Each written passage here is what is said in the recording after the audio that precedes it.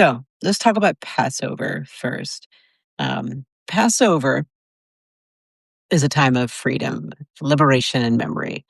A season of memory, a season of liberation, a season where we gather around our tables and tell a story that is meant to shape not just who we were, but who we are.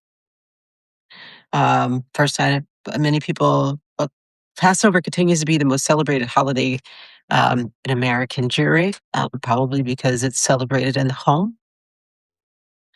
And we have a Seder on the first night, and many people have a Seder on the second night, and many people have Seders throughout the holiday.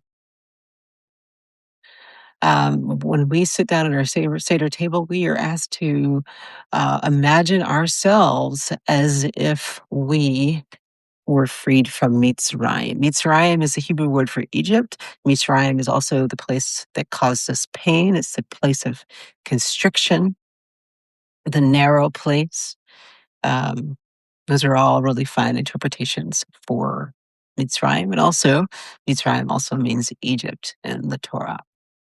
So every year we say we were slaves in Mitzrayim. Um, Not they were slaves, not our ancestors were slaves, but we were slaves. Because, like I said, we were asked to remember, imagine ourselves as if we were present at that moment. Because the Torah is not interested in history as something distant. It is interested in memory as something that lives in us. And memory in our tradition is not passive, it demands something of us. So this year, I find myself sitting with two very real, somebody's calling me. What's going on? Sorry about that. So this year, I find myself sitting with two very real and very present realities. The first, which I wrote about on my Substack the other day or yesterday, was that yesterday? Yeah. That the United Nations, the UN, recently passed a resolution declaring the transatlantic slave trade, I believe it said the gravest crime against humanity. And 120 countries said yes, it was. And yet some nations could not even bring themselves to affirm that as a non-binding resolution. The three countries that said no were the United States, Argentina, and Israel. It's a non-binding resolution that was not about paying reparations or changing policy. They just wanted to name it, just say that it was wrong. And three countries cannot bring themselves to do that. And I don't remember several other countries actually abstained. Many of those countries are in Europe. And I believe they abstained because they were implicated. Um, the second thing that gives me pause today. And also, if you want to know more about my thoughts on the UN resolution, you can read my Substack uh, it came out yesterday. The second thing that gives me pause is a new law passed in Israel that would impose the death penalty by hanging for Palestinians convicted of certain acts in military courts. Um, I'm not going to go into details about it. I'll leave that for the experts to do that. But it's important to say that I also think it's important to say that many legal experts believe that the law may not ultimately hold up in court. And there are real questions about its legality, about whether it violates international law, about whether it can even be implemented as written. But keep in mind that lawmakers passed this law basically creating capital punishment by hanging for Palestinians, and the same rules do not apply for Israelis. I'm not going to go into the realities of living in Israel. I don't live in Israel. I did live in Israel as a rabbinical student, um, but I just think when you pass a separate set of laws or a separate capital punishment from one group of people that are specifically named, that says something. And I posted this on my social media the other day, and many people replace the word Palestinians with Hamas. And then the news articles that I read did not say Hamas. I looked at several sources. I did not look at the law, but I did look at several sources and videos of lawmakers gleeing with joy of the passage of this resolution. Um, so I hope it doesn't stand. Um, but laws don't only matter when they are enforced; they matter when they are imagined. So a group of lawmakers decided that this was the direction that they wanted to go. Um, and also, laws matter when they are passed because they send a message, and they matter when they tell us what a society is willing to consider. So just think about it, that the law passed, whether or not it's implemented, if the courts kick it out, it still sends a message to the citizens of the state of Israel that that some people in the country, and some people, namely Palestinians, deserve to be murdered. And the gruesomeness of hanging. Um, and what does it say about a society that imagines this as a possibility?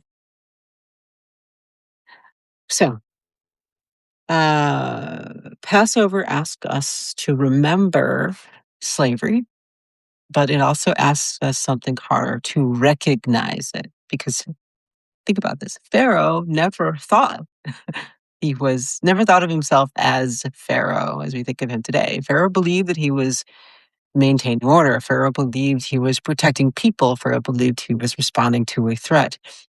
That's how oppression works. It does not announce itself as something evil. It presents itself as something necessary.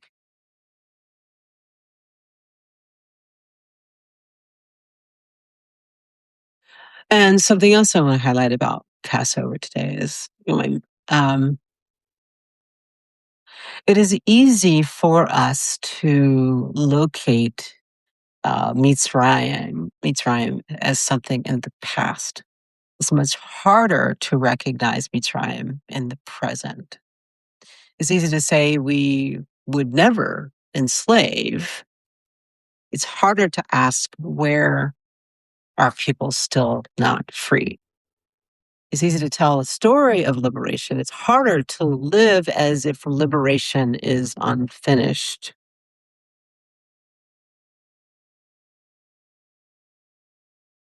And what does it mean that the world can name slavery as what does it mean that the world can name slavery as a moral catastrophe and still resist repair?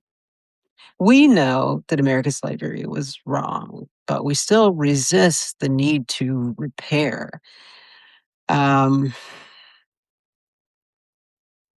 one of the things I think about is that um,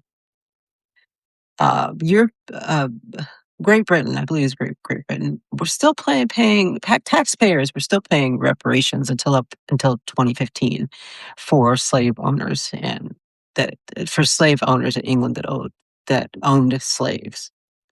And in the United States, Abraham Lincoln signed law saying that slave owners in D.C. were paid reparations, or in Washington, yeah, were paid reparations um, when they had to free their slaves.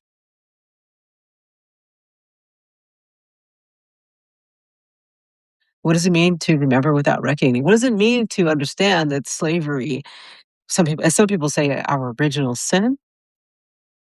We remember that, but we don't without reckoning, because I believe that memory without responsibility is not memory; it's performance. And what is going back to the law that passed in Israel? What does it mean when a legal system assigns punishment differently depending on you who you are. And that's just not in Israel, that's actually in the United States as well, when death is not applied equally. These are two powerful nations that don't distribute punishment equally. A system that distributes death unevenly is not just justice, it's about power. Barika, if I'm saying your name right. Yeah, it's lynching. Yeah, yeah. So Passover tells us something radical, that God always hears the cry of the oppressed. God always sides with the oppressed, not neutrally, not abstractly, but specifically. God hears the cry and responds, which means Passover is not just a story of freedom, it's a story about alignment. Whose side are we on?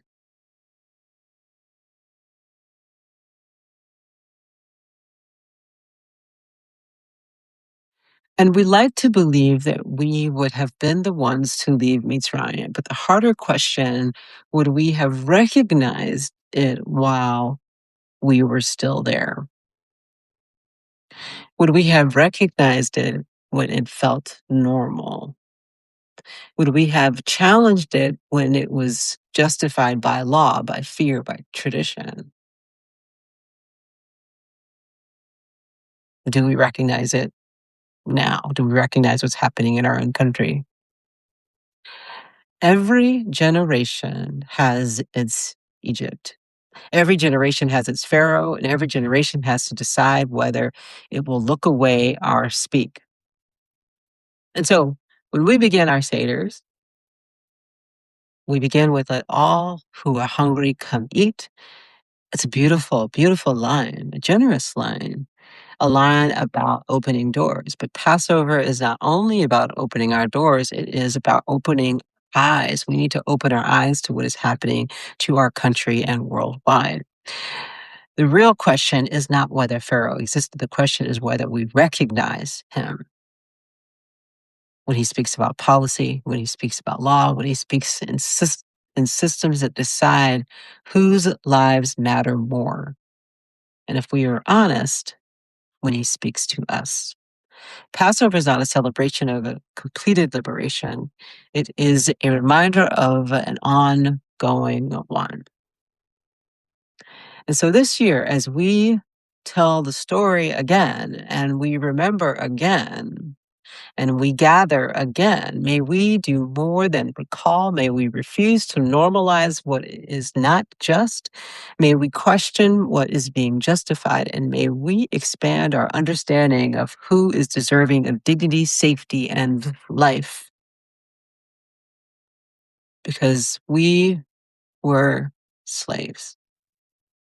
And the purpose of remembering that is not just to tell a story. It is to make sure we are not the ones holding the whip. So, Chag Sameach, my friends. Shabbat Shalom. Y'all have a great weekend. And I'm going to try to get back to doing these more regularly, at least once a week. All right. Have a great day.